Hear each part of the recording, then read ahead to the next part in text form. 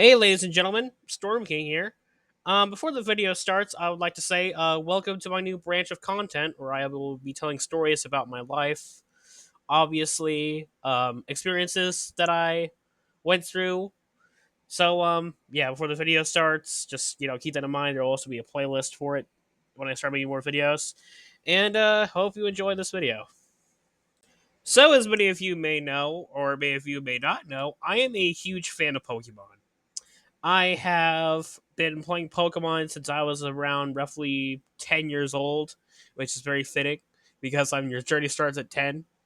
So basically, I started playing Pokemon when I was 10 years old, and I got into the TCG when I was around 7, and I've been collecting cards ever since.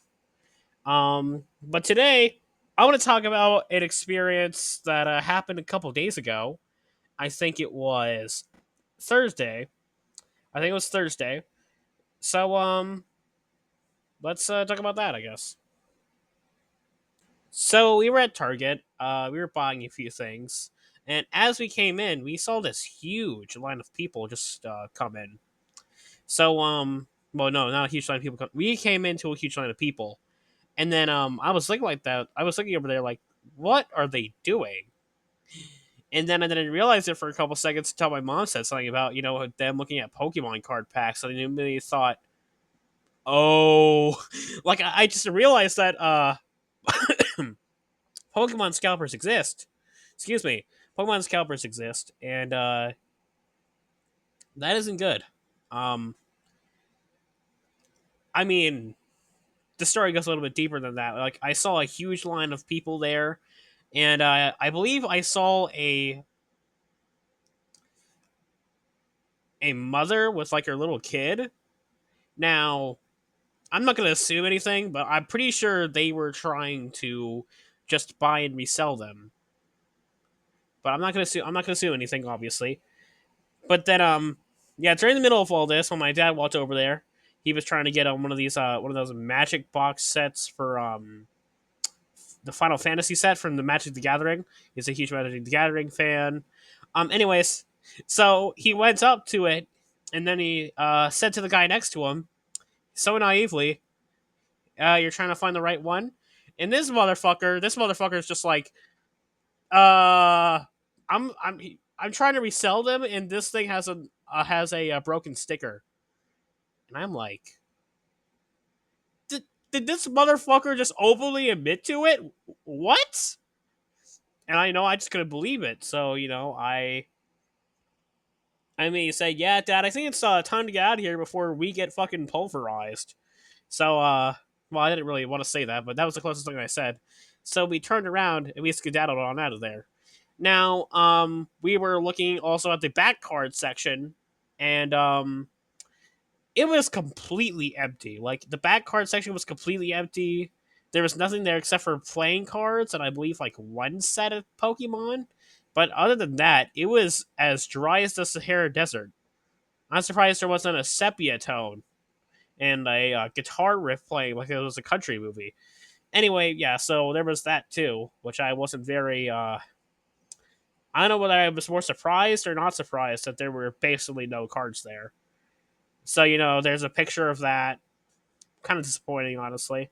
And then there's the picture of the front area where the people were at.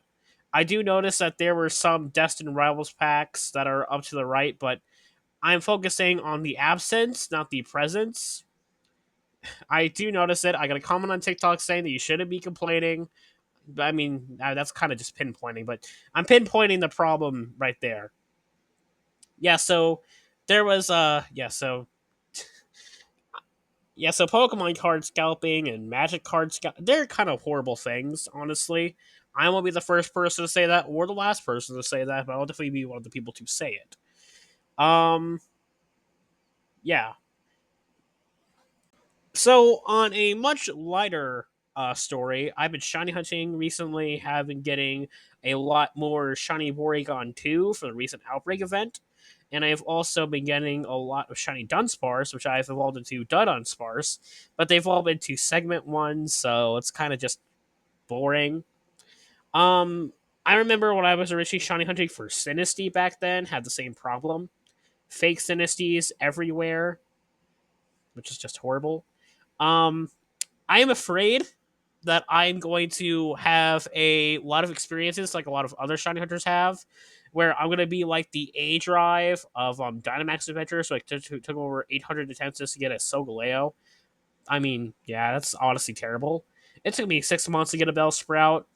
I don't know if I can talk about that video anymore, but I'm still going to talk about it.